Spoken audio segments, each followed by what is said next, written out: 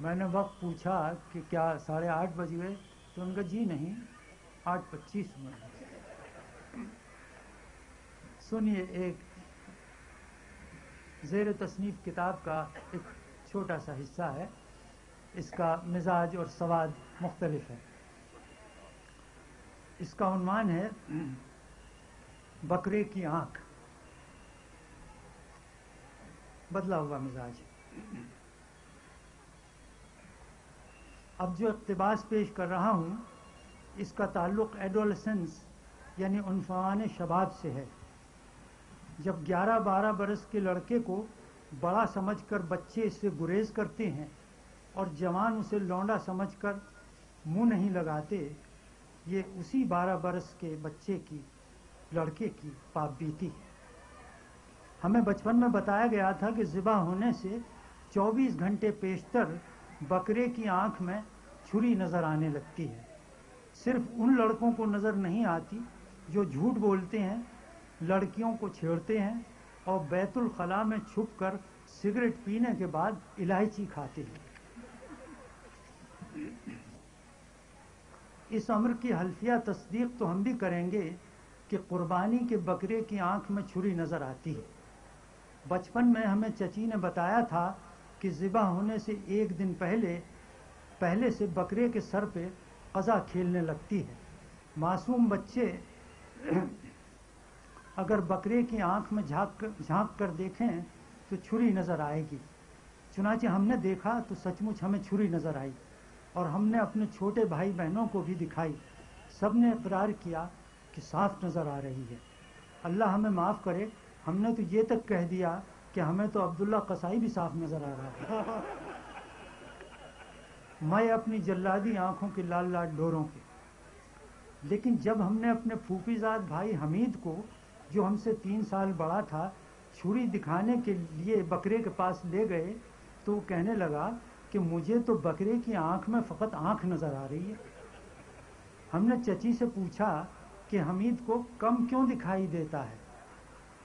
وہ کہنے لگی وہ آبدست جو نہیں لیتا، ماں کا کہنا نہیں مانتا، غلیل سے چڑیاں مارتا پھرتا ہے، اور یہ بھی ہے کہ جن لڑکوں کی آواز کنٹھ پھوٹنے سے اچانچک بھاری ہو جاتی ہے ان کو پھر کبھی چھری دکھلائی نہیں پڑتی۔ ورنہ حقیقت یہ ہے کہ جو بکرا ذبح ہونے والا ہوتا ہے اس کی آنکھوں میں ایک دن پیشتر سے چھری لہرانے لگتی ہے۔ جیسے ہی یہ تمہیں نظر آئے، بکرے کو پانی پلاؤ، اپنے ہاتھ سے دانہ کھلاؤ، ثواب کا کام ہے، بھوکے پیاسے کو ذبح نہیں کیا کرتے۔ یاد پڑتا ہے کہ اس کے 2-3 برس بعد ہمیں بھی چھری نظر آنی بند ہو گئی، حالانکہ ابھی ہماری آواز بھاری نہیں ہوئی تھی۔ اور یہ معلوم کرنے کے لیے کہ ہم بالغ ہوئے یا نہیں، ہم روز صبح اٹھتے ہی چیک کر لیتے تھے کہ گلے کے سامنے والی تکونی ہڈی ایڈم سیپل رات ابھری یا نہیں۔ ہم نے اس کا ذکر اپنے ایک کزن الیاس سے کیا۔ اس نے ہمارا حال اس طرح سنا جیسے حکیم علیم الدین مریض کی کیفیت آنکھ بند کر کے، ہاتھ نبض پر اور منہ آسمان کی طرف کر کے سنا کرتے تھے۔ کہنے لگے ویری سمپل، جس دن لڑکے کو لڑکیاں پہل اچھی لگیں اسی دن اور اسی لمحے سے بکرے کی آنکھ میں چھری نظر آنی بند ہو جاتی ہے۔ ہمیں بڑی حیرانی ہوئی کہ اس حدیث کو ہماری نیت اور نظر کے کھوٹ کا پتہ کیسے چل گیا۔ پھر یہ سوچ کر چپ ہو رہے کہ وہ بڑا گیانی ہے۔ 9ویں جماعت میں سائنس پڑھتا اور ڈینگے مارتا تھا کہ دیکھ لینا 2 برس بعد لیبارٹری میں مینڈکوں کا پوسٹ مارٹم کروں گا۔ لیکن اس سے بھی زیادہ روب ہم پر اس بات کا پڑتا تھا کہ وہ ایک لڑکی کو روزانہ خط لکھتا تھا، جبکہ ہم ابھی تک دی کاؤ پر مضمون لکھ کر 10 میں سے 10 نمبر حاصل کر رہے تھے۔ The cow is a quadruped. It has 4 legs and a tail. It gives white milk and causes Hindu-Muslim riots.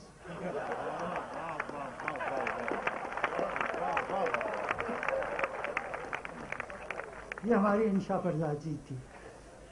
وہ اس لڑکی سے چھپ کر ملتا اور ڈینگے مارتا تھا کہتا تھا پتہ ہے لڑکی کی کلائی ہماری جیسی نہیں ہوتی، میں نے اسے چھو کر چٹکی لے کر دیکھا ہے۔ ہم نے کہا یو مین سچ مچ کی لڑکی کی؟ ہم نے تجسس اور بیتابی سے پوچھا۔ کہنے لگا اور کیا ملکہ وکٹوریہ کے اسٹیچو کی چٹکی لوں گا؟ بدھو، اس نے ملکہ معظمہ کے سنگ مرمر کے بت کی طرف حقارت سے اشارہ کیا جو باغ میں نصب تھا، پھر کہنے لگا لڑکی کی کلائی کی جلد آندھی میں پھنسی پتنگ کی تنی زور مارتی ڈور کی طرح ہوتی ہے۔ وہ بدماش اس لڑکی سے فلمی ڈائلاگ بولتا تھا، حالانکہ ہم اس سے بدرجہ بہتر تلفظ اور ڈیلیوری کے ساتھ وہی ڈائلاگ بول سکتے تھے، پر صاحب کوئی سننے والا ملے جب نا۔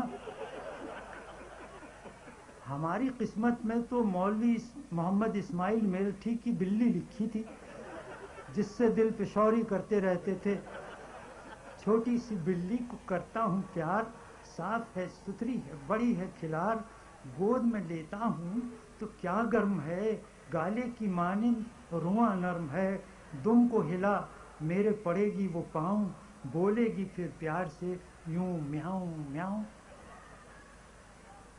ان دنوں خواتین سے معذرت کے ساتھ پڑھ رہا ہوں میں یہ، ان دنوں ایسا محسوس ہوتا تھا کہ لڑکیاں تو ہم سے لاکھوں لائٹ ایئرز کی دوری پر ہیں، لہذا فی الحال ہم نے آندھی میں پھنسی پتنگ کی تنی ڈور کی سینسیشن محسوس کرنے کی غرض سے کڑاکے کی سردی میں کئی بار چھت پہ پتنگ اڑائی، مگر صاحب آندھی کو نہ آنا تھا نہ آئی۔ مایوس ہو کر ہم نے چچی سے پوچھا، چچی آندھی کب آئے گی؟ بولی بیٹا آندھی جاڑے میں نہیں آیا کرتی، ابھی تو بہت دن پڑے ہیں۔ کیوں؟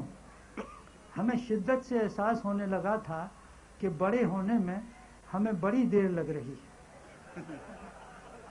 اس وقت تک تو یہ لڑکیاں جن سے ڈائلاگ بولا جا سکتا ہے، جن کی کلائیوں کو چھو کر ہمارا اور ان کا فرق دریافت کیا جا سکتا ہے، اس وقت تک تو یہ سب بڈھی پھوس ہو جائیں گی، پھر گھٹا کے دامنوں میں برق لہرائی تو کیا کرنا۔ خدا کا کیا ہوتا ہے کہ اگلی بقرعید پر ہم نے بکرے کی آنکھوں میں آنکھیں ڈال کر دیکھا تو خدا کی قدرت نظر آئی۔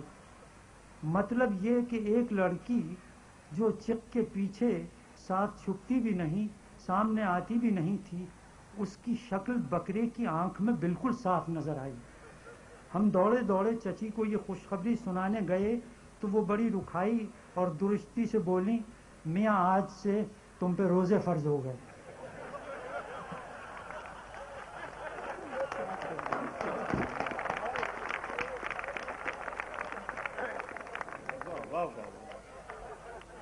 حضرات، ان باتوں پر کم و بیش 60 برس گزر گئے۔ اس اثنا میں ہم نے کئی بار یوں ہی بکرے کی آنکھوں کو دیکھا، کوئی چھری بری تو نظر نہیں آئی، بلکہ بغیر اینک کے تو ہمیں اس کی آنکھ بھی نظر نہیں آئی تھی۔ پھر ہوا یہ کہ لندن میں ایک روٹین میڈیکل چیک اپ کے دوران ڈاکٹر نے ہمیں مطلع کیا کہ تمہارے دل کی مین آرٹری 95% بند ہو چکی ہے، تمہیں کسی لمحے بھی ماسیو ہارٹ اٹیک ہو سکتا ہے، 24 گھنٹوں کے اندر اندر بائی پاس سرجری کرا لو۔ تفصیل بیان کرتے ہوئے اس نے کہا کہ میں یہ بتانا اپنا فرض سمجھتا ہوں کہ آپریشن کے دوران تمہارے پھیپھڑوں اور دل کا فیل ختم کر دیا جائے گا اور مشین کے ذریعے تمہیں زندہ رکھا جائے گا، پھر بجلی کے جھٹکے سے دل کو ریوائیو کیا جائے گا۔ ہم دہل گئے۔ You mean I be clinically dead? ہمارے منہ سے بے اختیار نکلا۔ پھر ہم نے خود کو سنبھالا اور اس شیخی کا جو ہم اردو میں مارا کرتے تھے با محاورہ انگریزی میں ترجمہ کرتے ہوئے کہا کہ ہم موت سے نہیں ڈرتے، درد اور اذیت سے خوف آتا ہے۔ انگریز ڈاکٹر نے ہمارے کندھے پر شفقت سے ہاتھ رکھ کر لالچ دیا کہ آپریشن کے دوران جو موت واقع ہوتی ہے وہ بالکل پین لیس ہوتی ہے، مرنے والے کو پتہ تک نہیں چلتا کہ وہ مر گیا ہے۔ اس نے پین لیس موت کا ایسا دلکش نقشہ کھینچا کہ واللہ زندگی وبال معلوم ہونے لگی۔ 2 دن بعد آپریشن کے لیے روانہ ہونے سے پہلے میں ٹائی کی گرہ درست کرنے کی غرض سے آئینے کے سامنے کھڑا ہوا تو کیا دیکھتا ہوں کہ وہی چھری آنکھوں میں نظر آ رہی ہے۔